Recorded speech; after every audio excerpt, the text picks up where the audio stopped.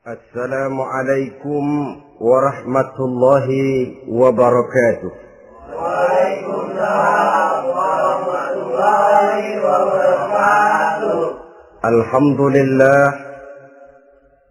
Alhamdulillahi anzala al-Qur'an hudan lin-nasi wa bayyinatin minal huda wal furqan.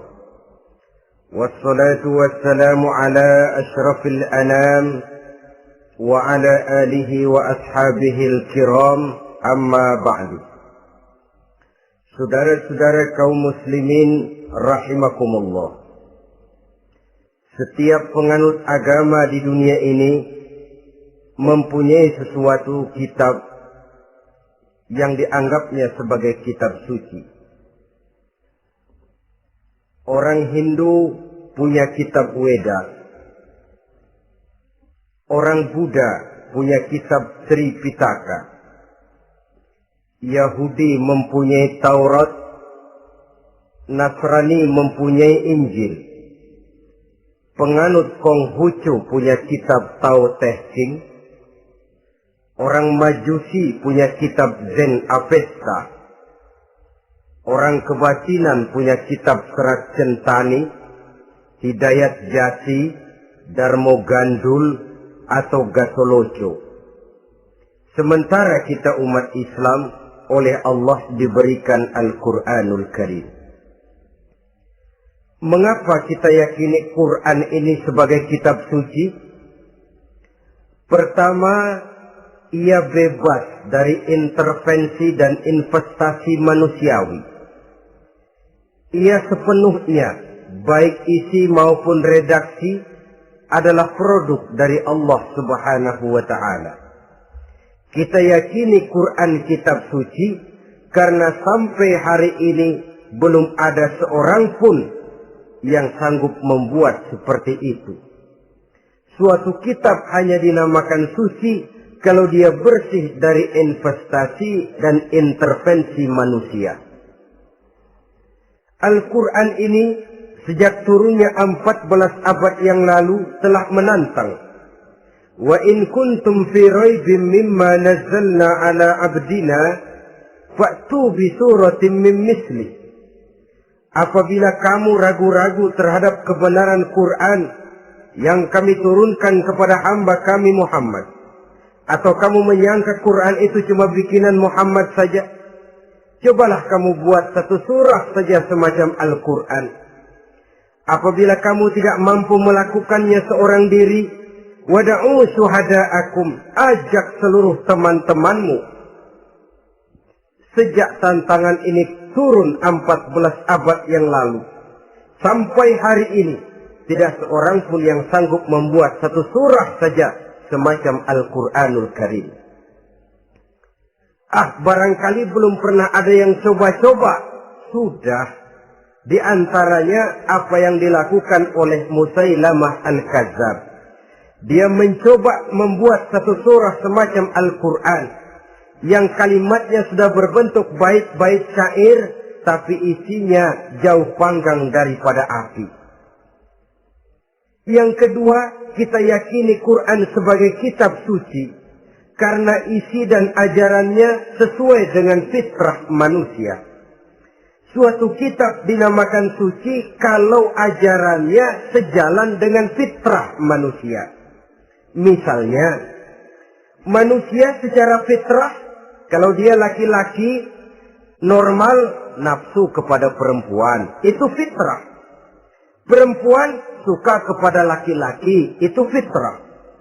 Kalau ada kitab suci, tapi melarang manusia untuk kawin, kesuciannya perlu diselidiki.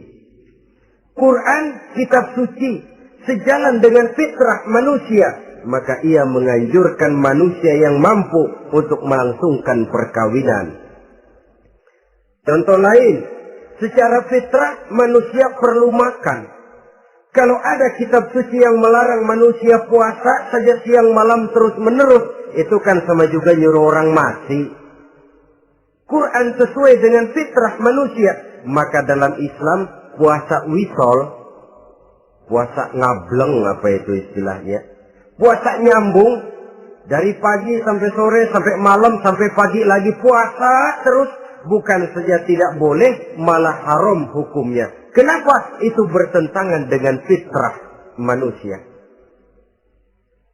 Yang ketiga, kita yakini Quran sebagai kitab suci karena isinya tidak kontroversial. Isinya tidak saling bertentangan satu sama lain. Di ayat manapun, Quran mengajarkan Allah itu Esa. Satu kali dia berkata haram, dia akan tetap berkata haram. Isinya tidak kontroversial.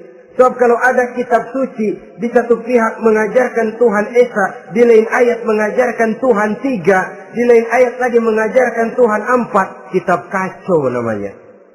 Bagaimana suatu kitab bernama suci kalau isinya kontroversial satu dengan lainnya? Dari 3 kriteria inilah kita yakini Quran sebagai kitab suci. Masalah yang akan kita bicarakan pada pertemuan kita kali ini, bagaimana sikap kita terhadap Al-Quranul Karim sebagai kitab suci. Berangkat dari sebuah hadis di mana Rasulullah Sallallahu Alaihi Wasallam pernah memberikan tawaran. Beliau bersabda, "Man ja'ala al-Qur'ana amamahu qadahu ilal jannah, wa man ja'ala al-Qur'ana khalfahu saqahu ilan nar." Siapa yang menjadikan Quran sebagai imam, maka Quran akan membimbing dia ke dalam surga. Tetapi siapa yang menjadikan Quran sebagai makmum, maka Quran akan mendorong dia ke dalam neraka. Pilihan terserah kita. Siapa yang menjadikan Quran sebagai imam, ditempatkannya Al-Quran di depan, dia ikuti petunjuk dan ajaran Al-Quran, maka Quran akan membimbing dia ke surga. Surga dunia, lebih-lebih lagi surga akhirat. Tetapi sebaliknya, siapa yang menempatkan Quran di belakangnya, dia belakangi Al-Quran, dia belakangi perintah dan ajaran-ajaran Al-Quran, dia perturutkan hawa nafsunya dalam kehidupan ini, maka Quran akan mendorong dia ke dalam neraka. Ya, neraka dunia, lebih-lebih lagi neraka akhirat. Pilihan terserah kita. Saya mau tanya, kira-kira Quran dalam hidup kita jadi imam apa jadi makmum? Imam apa makmum? Kalau Quran jadi imam, artinya kita umat Islam jadi makmum. Resiko dan logika tentu. Makmum harus ngikuti imam. Imam takbir, makmum takbir. Imam ruku, makmum ruku. Imam sujud, makmum sujud. Imam tahiyat, makmum tahiyat. Itu namanya Quran jadi imam, kita jadi makmum.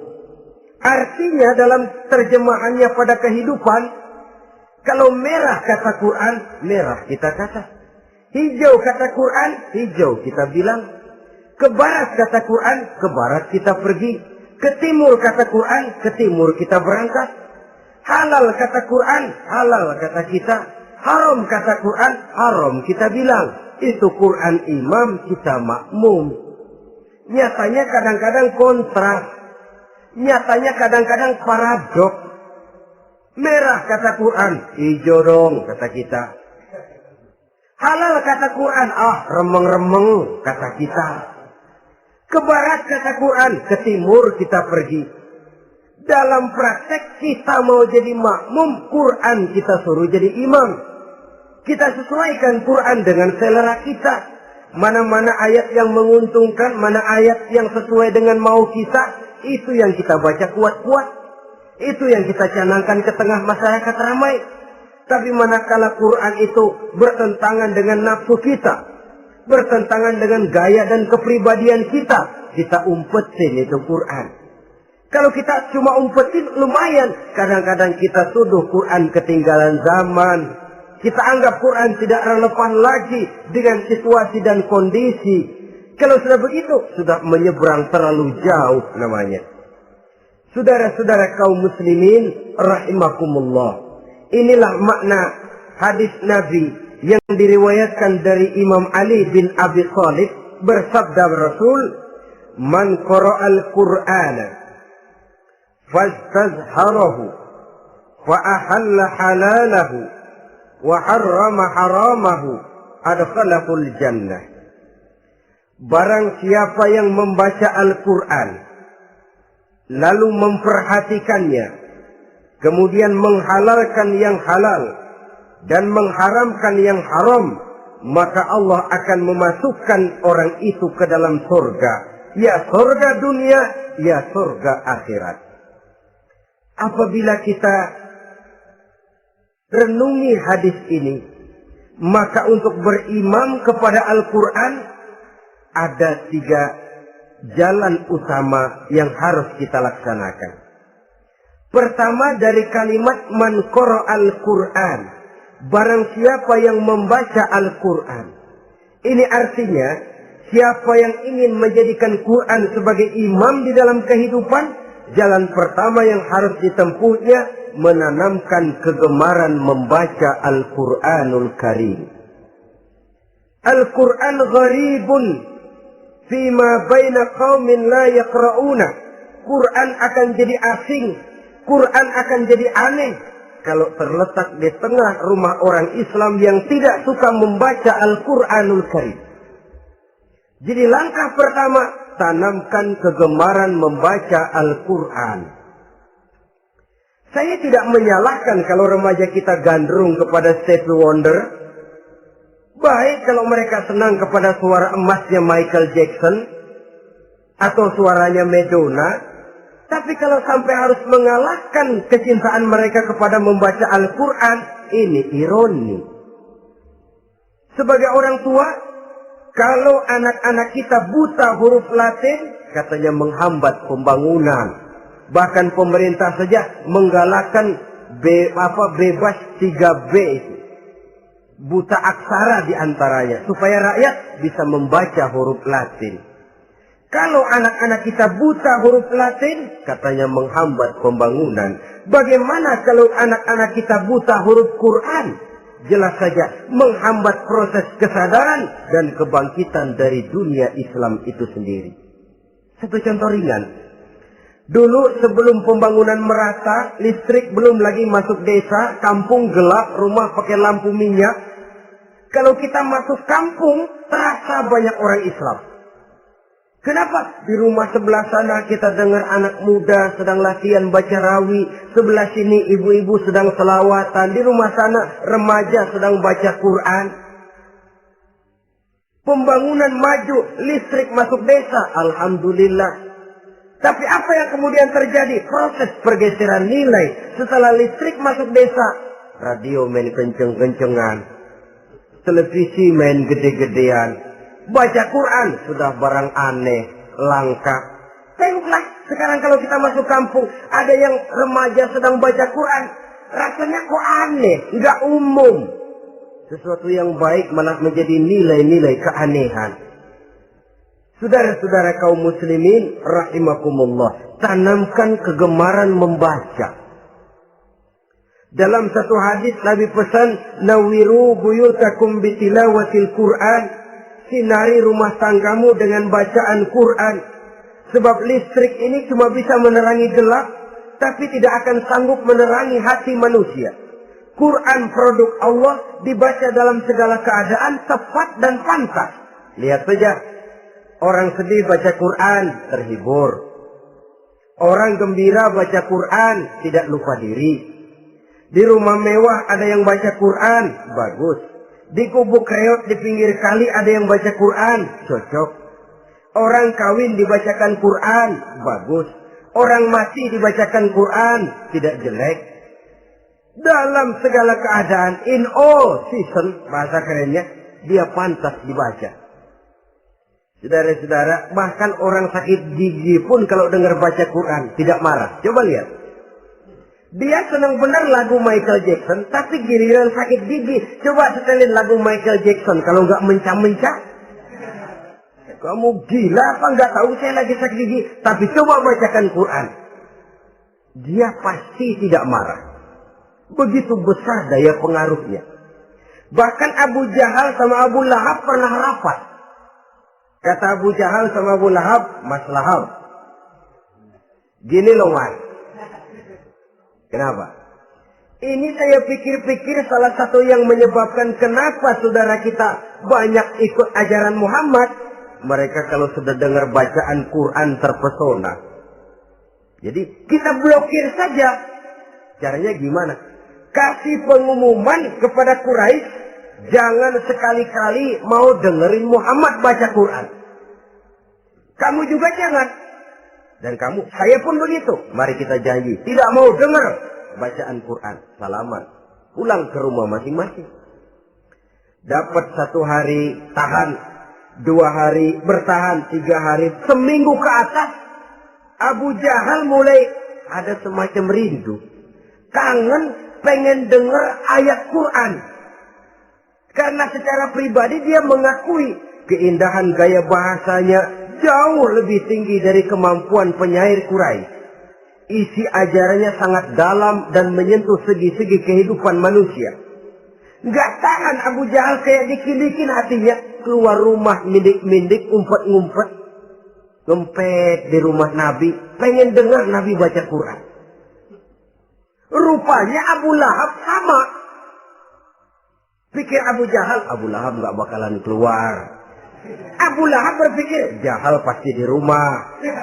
Dua-duanya bareng berangkat ke rumah Nabi.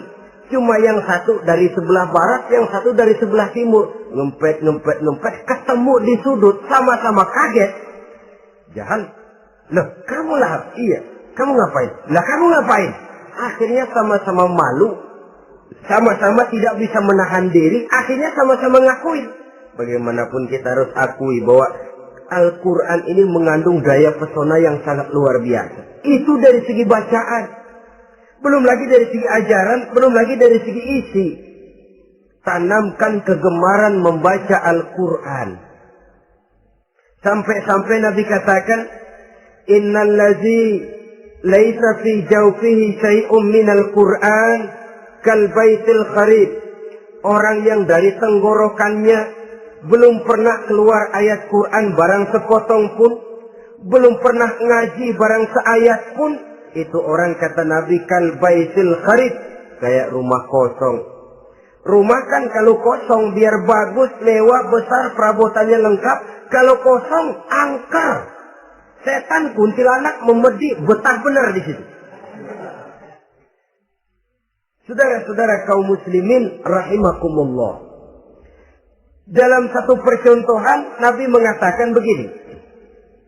Masalul mu'minil ladzi yaqra'ul Qur'an kamasalil utrujah.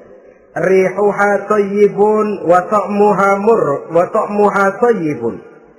Orang mukmin yang suka membaca Quran adalah ibarat buah utrujah. Baunya wangi, rasanya lezat. Kira-kira kalau di negeri kita buah apa utrujah ini? Semacam jeruk yang manis lah.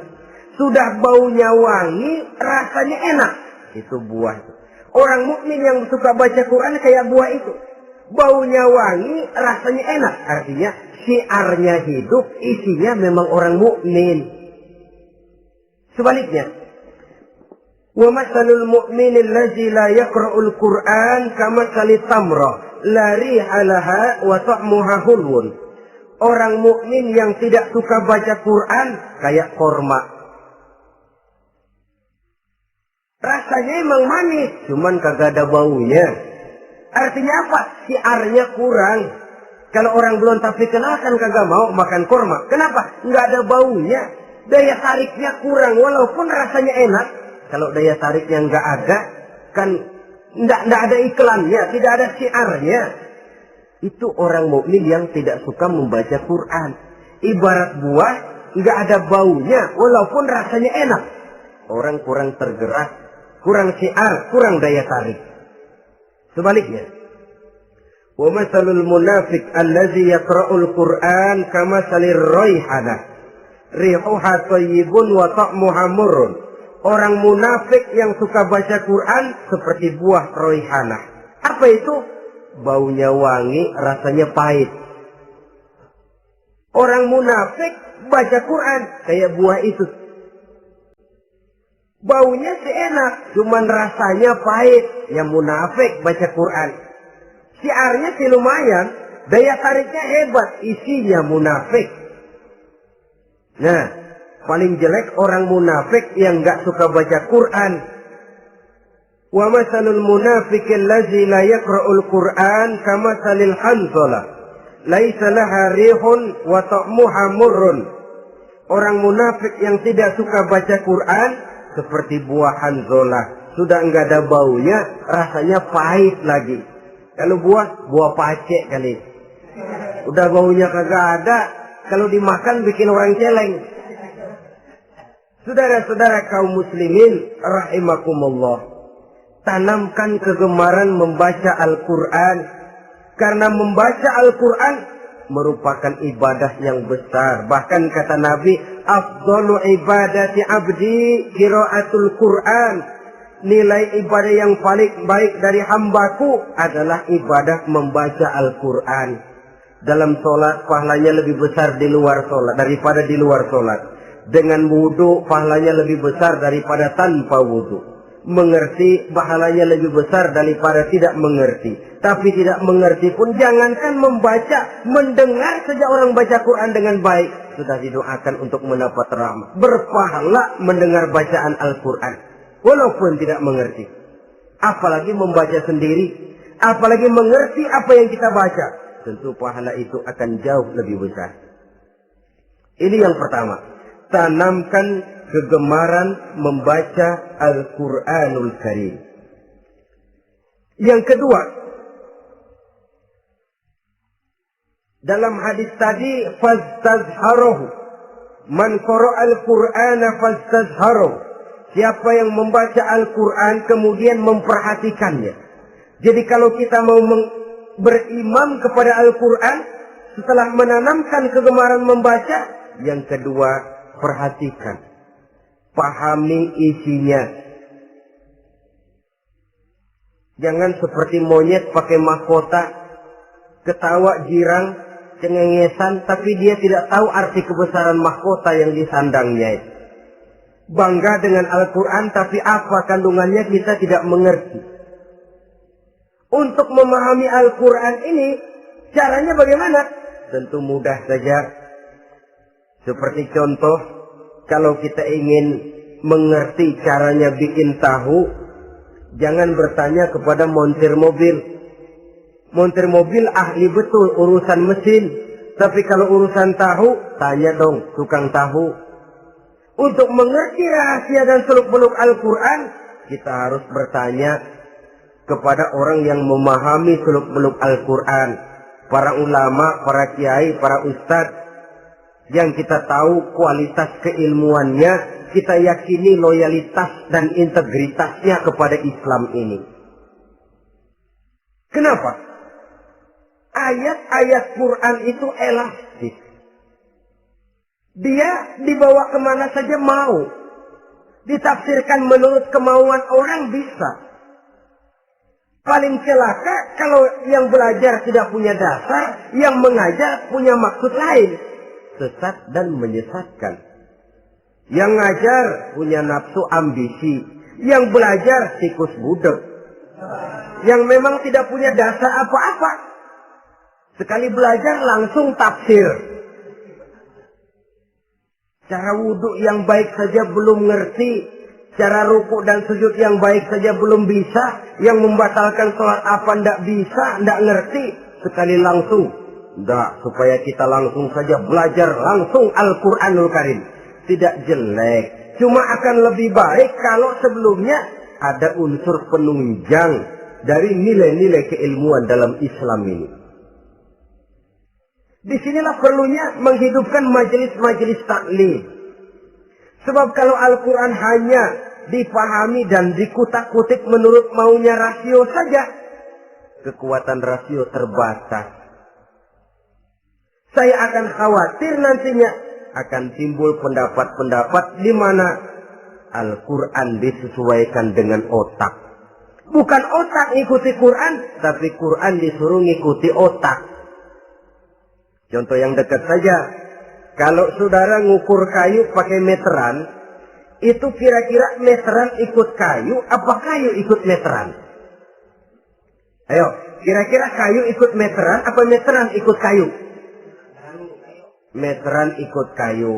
Bagus. Kalau meteran ikut kayu, artinya nggak ada meteran benar di dunia ini. Kayunya kependekan, meterannya dipotong. Kan begitu loh. Meteran ikut kayu namanya. Bukan meteran ikut kayu, tapi kayu yang harus ikut meteran. Otak harus ikut wahyu. Jangan wahyu disuruh ikut otak. Manusia ikut Quran, jangan Quran disuruh ikut manusia. Dan kaum orientalis, ya, orang barat di luar Islam yang mendalami, mempelajari Islam dengan tujuan mencari kelemahan Islam untuk menghantam umat Islam. Itu sengaja mencari ayat-ayat yang mereka kumpulkan untuk menghantam umat Islam. Supaya mereka meragukan Qur'annya untuk kemudian pada suatu saat meninggalkan Qur'an sama sekali. Timbullah pendapat ada ayat Quran yang sudah tidak sesuai lagi katanya dengan situasi dan kondisi. Seolah-olah otak manusia sudah jauh lebih pintar daripada Al-Quranul Karim. Saudara-saudara kaum muslimin rahimakumullah. Inilah yang kita berlindung dari Allah. Sebab secara demikian dengan kata lain kita secara tidak sadar sudah mengurangi kemahamutlakan dan kesempurnaan dari Allah Subhanahu wa ta'ala. Untuk memahami Al-Quran, maka kita harus bertanya kepada ahlinya, mengaji, menghidupkan majelis-majelis taklim. Jangan sampai Al-Quran menjadi awam di tengah masyarakat Islam sendiri. Ini jalan yang kedua, memahami isinya. Sehingga dengan demikian, manakala Al-Quran dibacakan orang, pemikiran kita tidak lagi terpusat kepada kemerduan suara orang yang membaca, tapi tertuju kepada isi yang dikandungnya. Sehingga dalam kondisi semacam itu, boleh jadi tiap kali dibacakan Al-Quran, nilai iman makin tambah. Kita dengar orang baca, Alam tara kaifa fa'ala rabbuka bi ashabil fil. Terbayang oleh kita bagaimana Raja Abrahat dengan pasukannya mau menghancurkan Ka'bah. Bagi Allah cukup menurunkan burung ababil, hancur lebur Abrahat, raja besar dengan seluruh pasukan gajahnya, berantakan dibuatnya cuma dengan burung ababil. Allah Maha Besar, Allah Maha Kuasa. Tambah iman. Kalau tidak, ya seperti yang banyak terjadi. Quran menceritakan azab, kita malah kesenangan. Walakum azabun alim. Kamu akan mendapat azab yang pedih. Kita teriak di pojokan, toyib, toyib. Allah, alhamdulillah. Digambarkan azab malah baik-baik. Bahwa kita suka, kita gemar kepada bacaan Quran dengan suara yang merdu, alhamdulillah. Akan lebih baik lagi kalau kita mengerti apa yang dibacanya. Sebab perintah membaca tersirat makna perintah untuk memahami. Perintah memahami tersirat makna untuk mengamalkan. Dengan kata lain, kita hanya bisa mengamalkan Quran dengan baik kalau kita mengerti isinya. Kita hanya bisa mengerti isinya kalau kita rajin membacanya. Baik membaca yang tersirat, baik membaca yang tersurat dengan petunjuk para alim ulama, para kiai, dan orang-orang yang ahli di bidang itu. Saudara-saudara kaum muslimin rahimakumullah, inilah jalan kedua. Upayakan memahami isinya. Hidupkan kajian-kajian agama. Hidupkan majelis-majelis taklim. Jangan sampai Al-Quran asing di hati kita sendiri. Jangan sampai kita awam terhadap makna kandungan dan ajaran Al-Quran. Sementara kita yakini bahwa dialah yang akan bisa membimbing kita menuju kebahagiaan sejak dari dunia sampai ke akhirat nanti. Jalan ketiga untuk berimam kepada Al-Quran, setelah menanamkan kegemaran membaca, lalu berupaya memahami isinya, yang ketiga adalah mengamalkannya dalam kehidupan sesuai dengan kemampuan yang kita miliki. Quran tidak akan membawa berkah Kalau ajaran yang terkandung di dalamnya kita baca, tapi kemudian kita injak-injak dalam praktek kehidupan. Quran mengatakan riba haram, tapi praktek kita dalam hidup malah senang betul kepada riba. Quran mengajarkan jagalah kesatuan persatuan dan ukhuwah Islamiyah. Praktek yang kita lakukan malah centang perenang, malah saling bertolak belakang, malah kadang menjegal kawan seiring, menggunting dalam lipatan, ramai kita dengan kita. Lalu kelemahan pun menjadi kenyataan di mana-mana.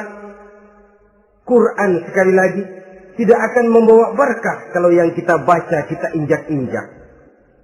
Tentang pengamalan Al-Quran ini, Allah Subhanahu wa ta'ala mengklasifikasi manusia dalam firman-Nya, ثم أورثنا الكتاب الذين اصطفينا من عبادنا. Kemudian kami wariskan Al-Quran ini kepada hamba-hamba kami yang kami pilih. Ya Allah, coba saja kita lihat ayat ini.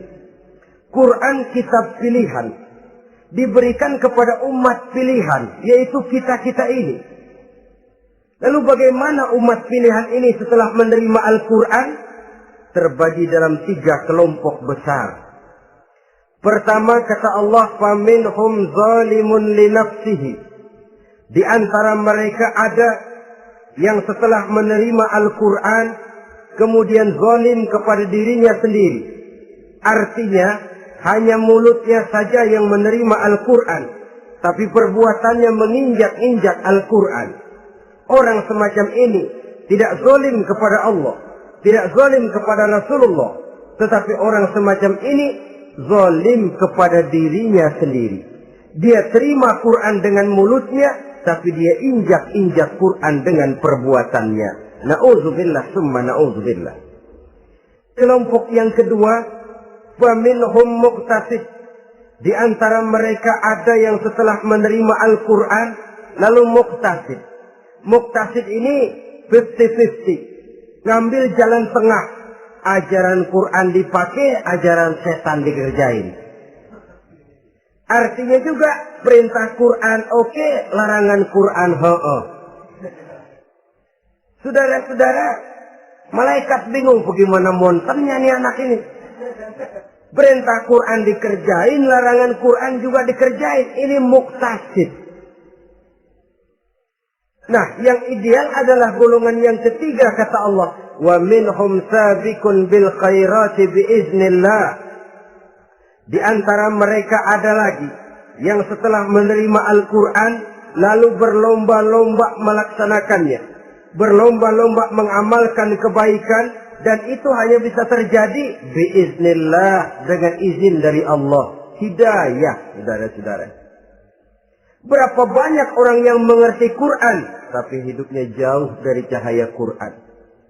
Berapa banyak orang yang ahli Quran tapi cahaya Quran tidak menerangi kehidupannya. Berapa banyak orang yang ahli hukum tapi bikin bingung masyarakat dengan fatwanya. Saudara-saudara kaum muslimin, kenapa bisa terjadi? Itu tidak ada hidayah, tidak biiznillah, tidak ada izin dari Allah. Maka bisa membaca Quran, alhamdulillah. Bisa memahaminya, kita bersyukur kehadirat Allah. Lebih penting dari itu, kita mohon hidayah agar bisa mengamalkannya sesuai dengan kemampuan kita.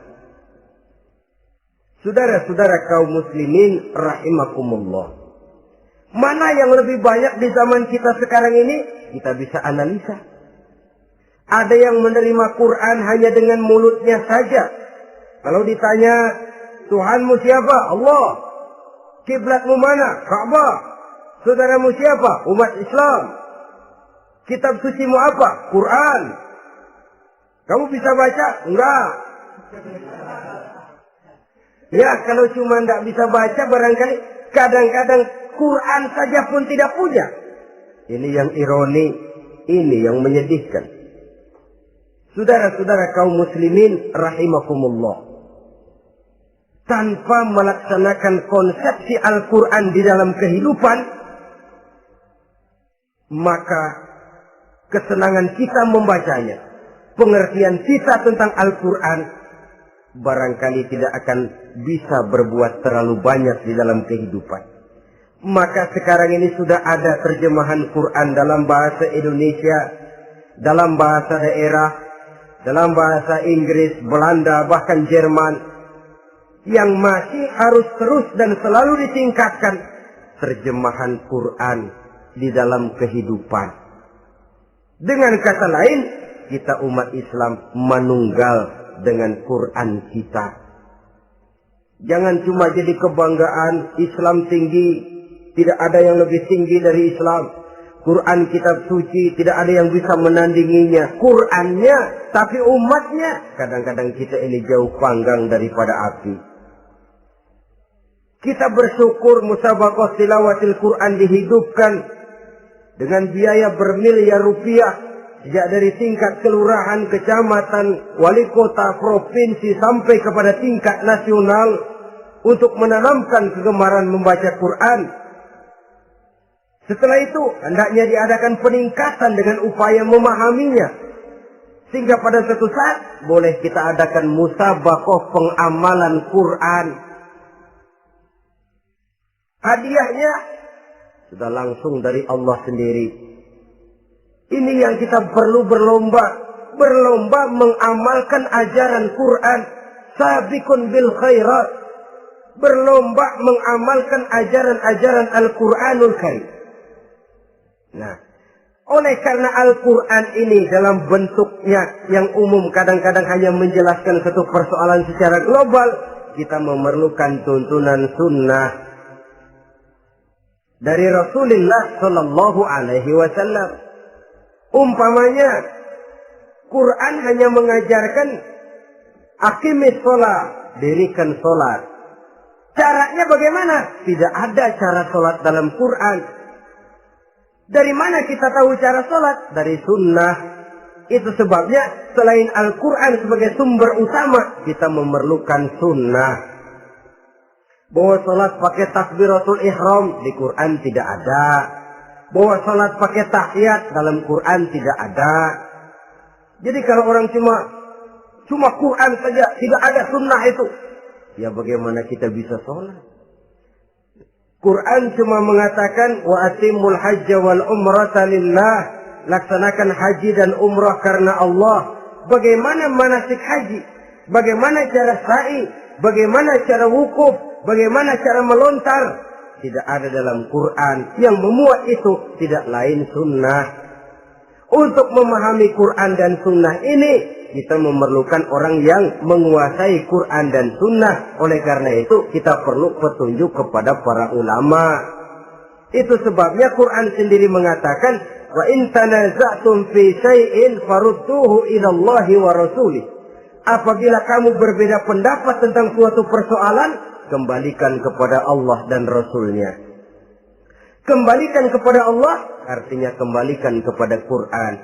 Kembalikan kepada Rasul, maksudnya kembalikan kepada sunnah. Siapa yang mengerti Quran dan sunnah? Para ulama yang kualitas ilmunya kita yakini, loyalitas dan kredibilitas serta integritas keislamannya bisa menjadi panutan. Saudara-saudara kaum muslimin rahimakumullah. Dengan demikian, kalau orang berkata langsung saja memahami Quran, sekarang kan sudah banyak terjemahannya, tidak usah lewat ulama-ulamaan. Saya tidak mencela, cuma agak mengkhawatirkan.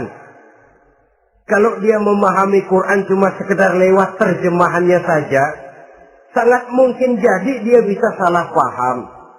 Kita memerlukan bantuan sunnah, kita memerlukan petunjuk para ulama yang menguasai di bidang itu. Kembalikan kepada Quran dan sunnah, artinya bertanya kepada orang yang memahami Quran dan sunnah. Nah, dengan begitu kan akan terjadi perbedaan pendapat. Perbedaan pendapat sesuatu yang halal sepanjang tidak menyebabkan kita berpecah belah. Halal berbeda pendapat, asal diletakkan pada proporsinya. Apalagi kalau perbedaan pendapat itu cuma masalah teknis, bukan masalah prinsip. Kenapa tidak pulang saja kepada tuntunan Quran? Lana a'maluna wa lakum a'malukum. Kami akan mengamalkan amalan yang kami yakini benarnya. Saudara persilahkan mengamalkan amalan yang saudara yakini benarnya. Sama-sama punya alasan, sama-sama punya dalil. Tidak usah saling menyalahkan. Tidak usah saling mengklaim, merasa yang paling benar, orang lain salah semua. Kemukakan argumen, jangan sentimen. Harus dengan semangat mencari kebenaran, bukan untuk mencapai kemenangan. Kalau sentimen lebih penting dari argumen, kalau kemenangan lebih diutamakan dari mencari kebenaran, yang berlaku kadang-kadang gengsi. Kalau sudah gengsi, yang bicara emosi. Kalau sudah emosi, istilah kita di kampung, ngambek. Gedean ilmunya sama ambeknya. Kadang-kadang, saya kalau nggak jadi imam nggak mau sembahyang di situ. Kalau nggak jadi imam, orang lain dianggapnya kagak sah sembahyangnya. Pokoknya kalau nggak ngaji sama saya, Islamnya kurang bener. Mengklaim. Perbedaan pendapat wajar, halal, asal tidak menyebabkan kita berpecah belah. Dan sewajarnya kita lebih berusaha mencari titik pertemuan, memperbesar persamaan, dan bukan mengutak-utik perbedaan. Kadang-kadang inilah penyakit kita nih. Satu kunut, satu tidak sembahyang subuhnya. Bisa RT. Satu usoli, satu tidak. Bisa RW. Satu azan sekali Jumatan, satu dua kali. Bikin masjid lagi. Kenapa bukan persamaannya yang dicari? Kenapa justru perbedaannya yang diperbesar? Yang masalah macam ini sampai kiamat tidak pernah selesai. Kan lebih baik kalau kita ditanya orang, Pak, sholat subuh itu pakai kunut apa tidak sih? Kalau saya pakai. Kalau yang tidak pakai kunut bagaimana Pak? Betul, kata yang tidak pakai. Jadi yang pakai kunut betul? Betul, karena saya pakai kunut. Yang tidak juga betul? Betul, kata yang tidak pakai. Kalau yang kunut betul, yang tidak kunut betul, lalu yang salah yang mana Pak? Yang salah yang subuh nggak sembahyang. Lebih objektif, proyek garapannya ada, umat tidak berpecah belah. Ini yang konyol, kadang-kadang khutbah Jumat pakai membongkar khilafiyah, menghantam tahlil, menghantam kunut. Selesai sembahyang Jumat, apa yang terjadi? Umat resah, masyarakat gelisah, polemik timbul, masalah tidak terselesaikan. Orang jadi khotib itu raja dalam mimbar Jumat, siapa yang mau bantah dia? Kalau memang mau buka itu persoalan khilafiyah, buka dalam forum khusus. Adakan pengajian, jelaskan masalahnya secara luas, mendasar. Jangan mengklaim dan memponis. Berikan kebebasan kepada umat untuk menilai. Masalahnya selesai, yang tidak puas bisa bertanya. Saudara-saudara, sudah lewat masanya kita meributkan soal itu. Sudah datang waktunya di mana kita lebih mementingkan dan membicarakan masalah-masalah yang lebih mendesak dihadapi oleh umat. Kemiskinan misalnya, kebodohan misalnya, keterbelakangan umpamanya, peluang untuk mendapatkan pendidikan yang layak bagi anak-anak kita yang berotak cerdas tapi tidak punya kemampuan ekonomi umpamanya. Itu akan lebih objektif ketimbang kita membicarakan masalah-masalah yang sampai kiamat tidak akan pernah selesai. Yang hanya akan menyebabkan kita menjadi lemah, persatuan koyak, solidaritas sosial lalu menurun, saling curiga menjadi tumbuh karenanya, dan pada akhirnya kita tidak akan pernah bisa berbuat banyak. Untung kalau tidak menjadi tertawaan bagi orang yang berdiri di luar pagar. Saudara-saudara kaum muslimin rahimakumullah. Sekali lagi, Al-Quran tidak akan membawa berkah kalau yang kita baca kita injak-injak. Oleh karenanya, untuk berimam kepada Quran ini, sekali lagi pertama, tanamkan kegemaran membaca. Yang kedua, upayakan memahami isinya melalui bimbingan orang yang ahli bidang itu. Yang ketiga, amalkan sesuai dengan kemampuan. Sebab itu ada prinsip, kalau isi suatu hadis nampaknya bertentangan dengan otak, kesohihan hadis itu boleh diperiksa. Tapi kalau ayat Quran nampaknya bertentangan dengan otak, otaknya yang harus diperiksa. Jangan Qur'annya lalu disesuaikan dengan otak. Sebab kalau kita sudah berani berteori, ada ayat Quran yang tidak sesuai dengan keadaan. Ayat yang mana? Yang ini. Tahun depan tambah lagi. Tahun depan tambah lagi. Makin lama makin habis Al-Quran itu. Yang perlu diperbarui cara kita memahami Quran. Bukan dengan mengemukakan teori ayat Quran kehilangan relevansi. Cara kita memahami barangkali yang kurang relevan. Dalam situasi, dalam konteksnya dengan situasi dan kondisi. Jangan lupa, Al-Quran ini kan untuk semua umur. Dia bisa dipahami secara filosofis, dia bisa dipahami dengan kacamata orang awam. Tingkat kemampuan berpikir orang tidak semuanya sama. Kalau semua orang kita mau ajak berfilsafat, merenung dalam-dalam, menerawang tinggi-tinggi, ialah buat mereka yang terjangkau oleh perguruan tinggi. Tapi buat saudara-saudara kita, pedagang-pedagang kecil, petani di desa-desa terpencil, remaja-remaja yang jauh dari sentuhan teknologi canggih, sanggupkah mereka berpikir filosofis? Sementara mereka merupakan bagian terbesar dari kondisi umat ini. Saudara-saudara kaum muslimin, oleh karenanya ditentang membaca, memahami dan mengamalkan, Rasulullah Sallallahu Alaihi Wasallam pernah memberikan sugesti. Beliau bersabda, "In aradtum aisas su'ada," apabila kamu menginginkan kehidupan yang bahagia, hidup seperti hidupnya orang-orang yang bahagia, dan tentu ini keinginan kita semua. Wa mautas syuhada, dan menginginkan mati sebagai matinya para syuhada, para pahlawan pembela agama, orang yang mati syahid. Wah, ini sudah tidak duanya ini. Hidup mulia, mati syahid. Dapat dua-duanya. Wan najata yaumal hasri, dan ingin mendapat keselamatan pada hari hasyar, hari pengumpulan manusia di padang mahsyar.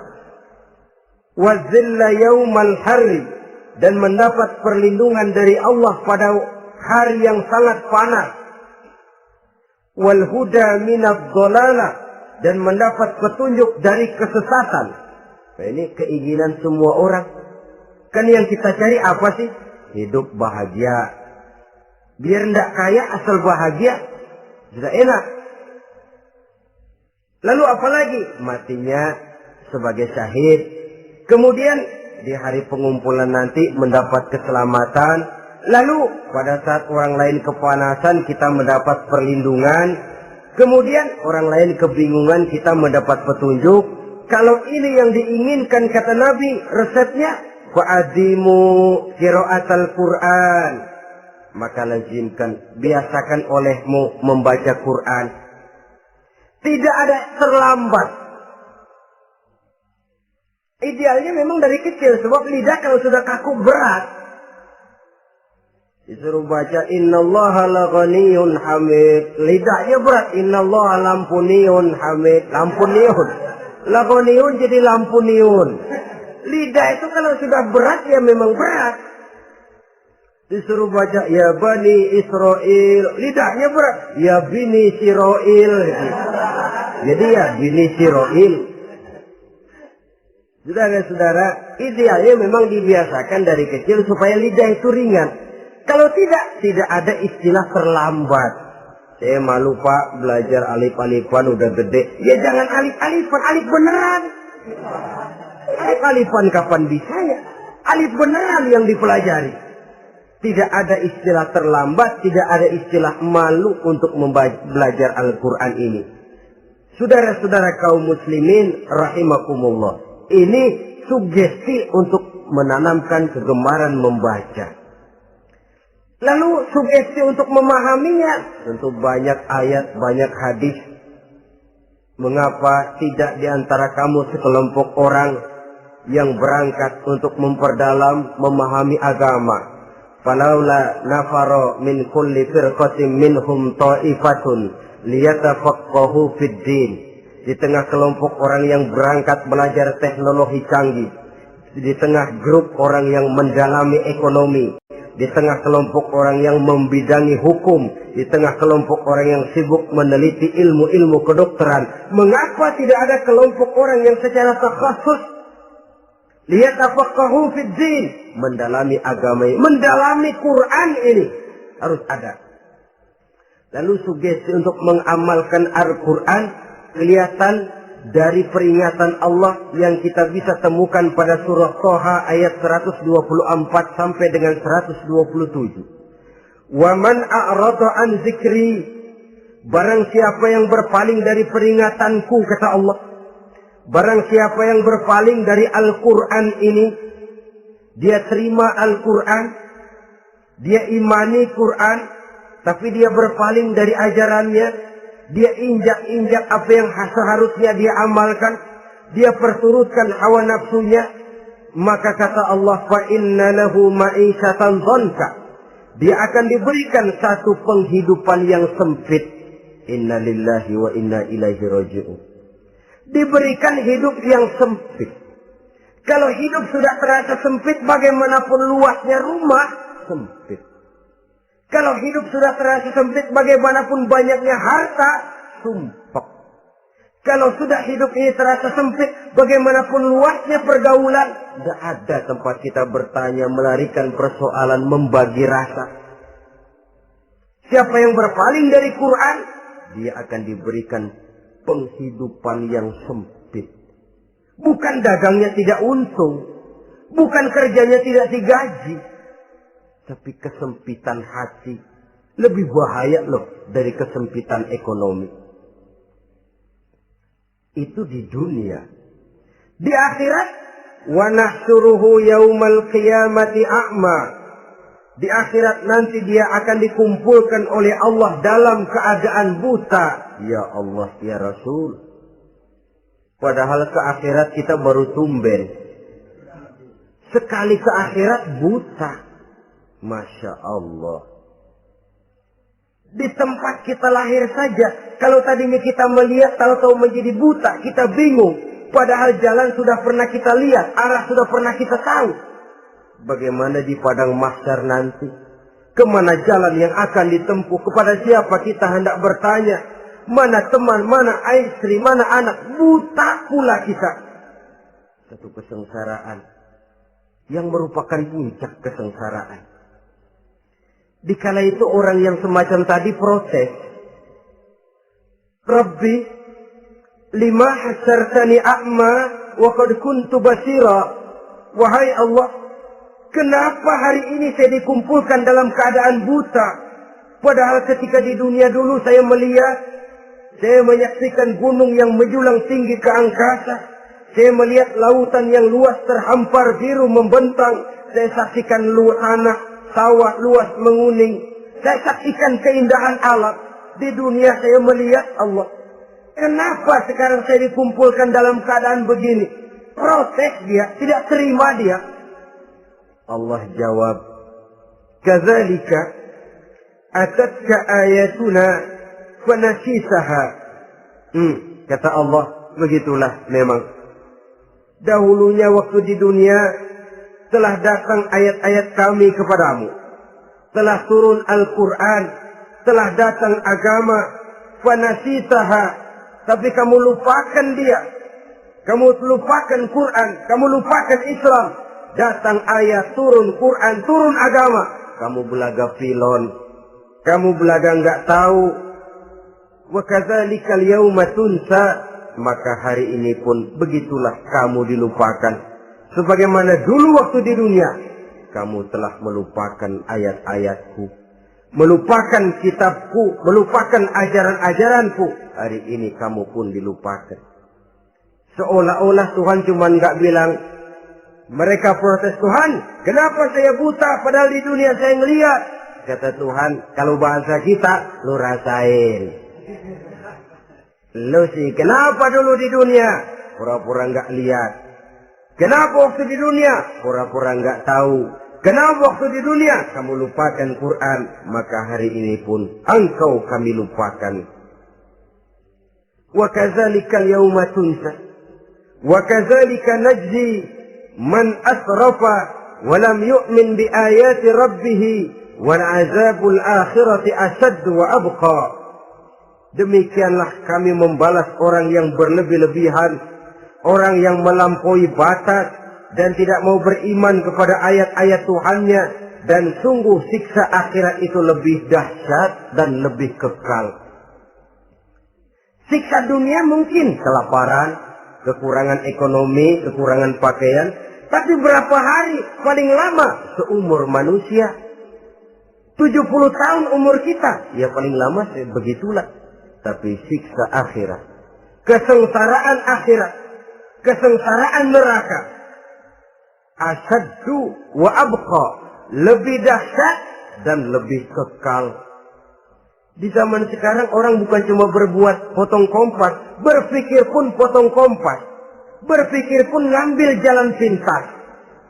Dia lebih memilih kesenangan yang sedikit dengan mengorbankan kesenangan yang abadi. Dia mengejar surga yang sebentar dengan menghancurkan surga yang kekal.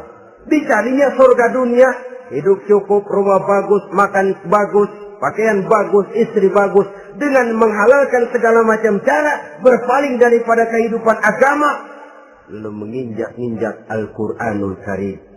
Kita berlindung kepada Allah, jangan sampai dimasukkan dalam kelompok yang di akhirat nanti dibangkitkan dalam keadaan buta. Na'udzubillah summa na'udzubillah. Di sini kita terkesan dengan apa yang dikatakan Sayyid Muhammad Abduh, al-Islam mahjubun bil muslimin. Kebesaran Islam kadang-kadang tertutup oleh tingkah laku umat Islam sendiri. Keluhuran dan kesempurnaan Al-Quran tertutup oleh kebodohan umat Islam. Sedangkan untuk mengungkapkan rahasia Al-Quran ini diperlukan keahlian yang kompleks. Saudara yang di Fakultas Teknik belajar teknologi, ungkap buka rahasia Quran di bidang teknologi. Saudara yang di bidang kedokteran, ungkap buka rahasia Al-Quran di bidang kedokteran. Saudara yang ahli geologi, pelajari struktur kulit bumi dengan mengungkap rahasia Al-Quran. Sehingga pengkajian kita tentang teknologi, pengkajian kita tentang angkasa luar, pengkajian kita tentang anatomi manusia akan berakhir kepada subhanaka ma khalaqta hadza batila. Ya Allah, tidak satu pun yang engkau ciptakan ini sia-sia. Perut bumi mengandung minyak, timah, kekayaan yang berharga untuk manusia. Mempelajari angkasa luar bisa memahami musim dan menyelamatkan manusia. Mempelajari rimba belantara, teknologi canggih, akhirnya akan memperkuat nilai-nilai iman. Menterjemahkan ajaran Quran lewat disiplin ilmu yang kita kuasai masing-masing, untuk kemudian bekerja sama bahu-membahu dalam rangka mengimani Al-Quran, mengamalkan Al-Quran, dan mengawal keluhuran Al-Quranul Karim yang atas dasar tuntunannya kita hidup, untuknya kita berjuang, dan dalam bimbingannya kita ingin kembali menghadap Allah Subhanahu wa Ta'ala. Inilah pertemuan yang singkat ini. Mudah-mudahan kita diberikan kekuatan oleh Allah untuk berimam kepada Al-Quran, menjadikannya sebagai pedoman utama di dalam kehidupan kita. Terima kasih atas segala perhatian. Mohon maaf atas segala kekurangan. Usikum wa nafsi bitaqwallah. Wassalamualaikum warahmatullahi wabarakatuh. Waalaikumsalam.